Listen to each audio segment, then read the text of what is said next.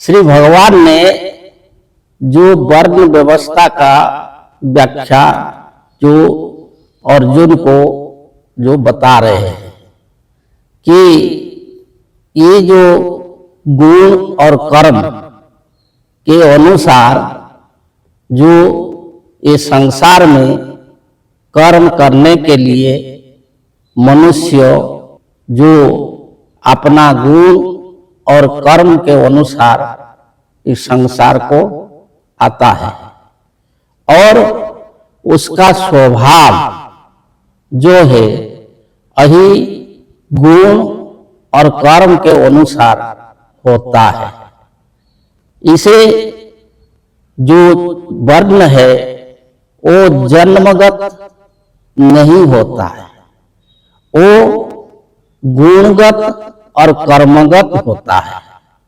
कैसे कि जैसे मान लीजिए कि जो एक व्यक्ति है उनका नाम है कि ब्रह्मानंद चतुर्वेदी। इसका मतलब हुआ कि समाज में सब लोग उसको कहेंगे कि ये ब्राह्मण है।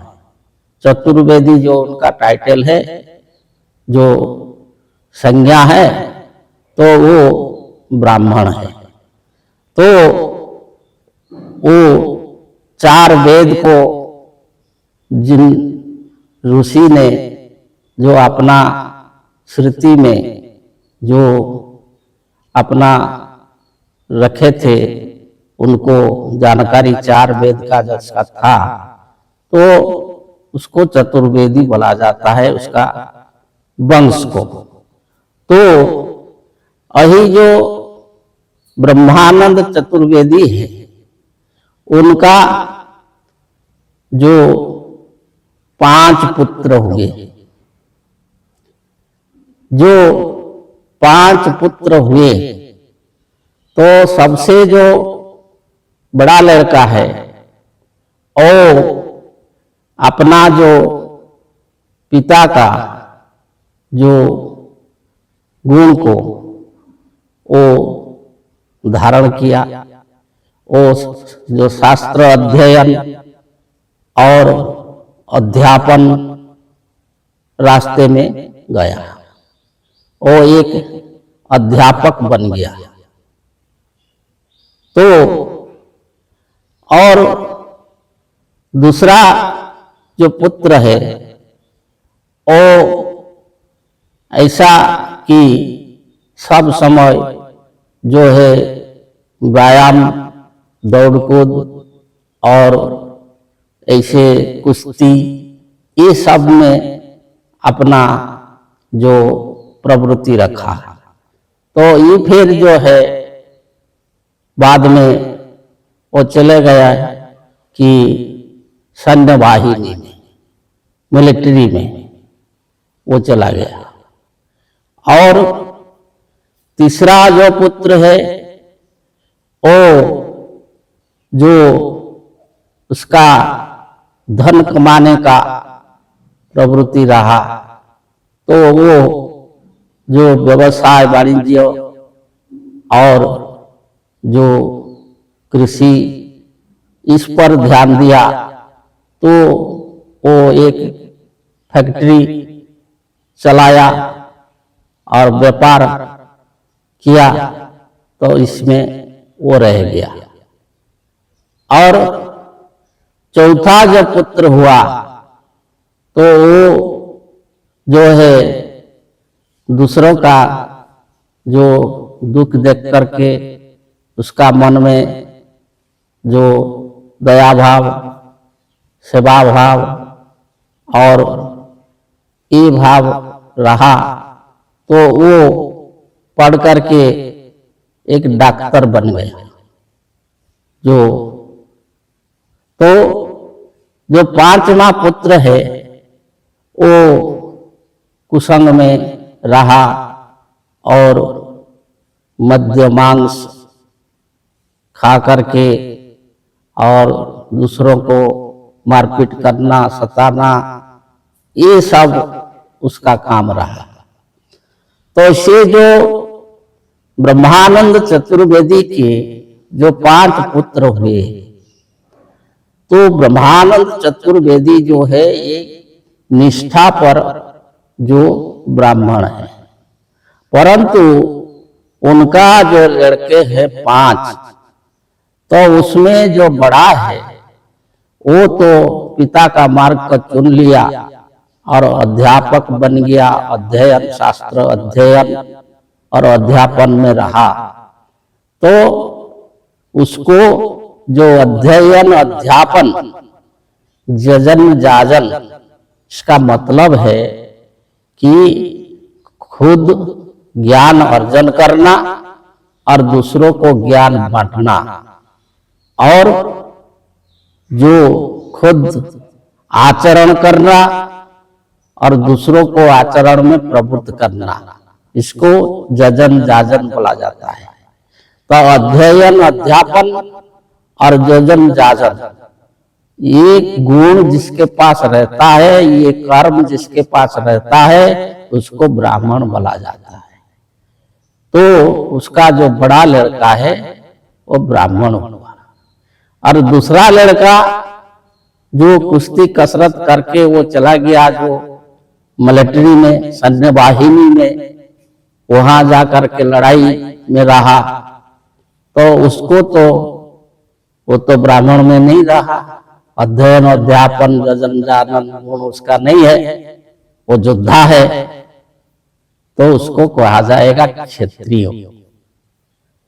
और जो तृतीय पुत्र है, जो व्यवसाय वाणिज्य में रहा, वो जो अध्ययन, अध्यापन, जजन जाजन नहीं किया और ये जो योद्धा नहीं बना, वो व्यवसायी बन गया, तो स्वाभाविक से वो हो गया क्या? वैश्य। ये व्यापार वाणिज्य इत्यादि ये वैश्य कर्म होता है। और चौथा पुत्र जो हो बना डॉक्टर, तो वो रोगियों को सेवा करना और दुखियों का सेवा करना जो उनके मन में रहा, तो वो जो है सब समय उसमें रत रहा, तो वो शूद्र कहलाएगा, जो सेवा कार्य में रहेगा।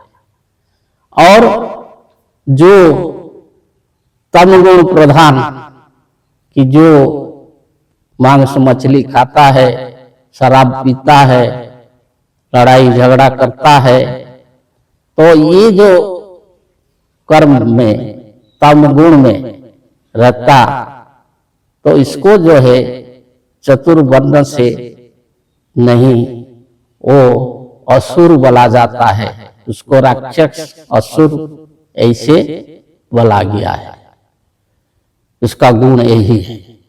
तो ये जो चतुर्वर्ण है, वर्तमान समाज में जैसे जो मान लीजिए किसी का लड़का मिलिट्री में है और वो ब्राह्मण परिवार का है, वो कहता है कि मैं ब्राह्मण हूं, ऐसा नहीं। ये भगवत गीता में भगवान ने साफ साफ बताए कि ये गुण कर्म विभाग, ये गुण और कर्म के अनुसार होता है।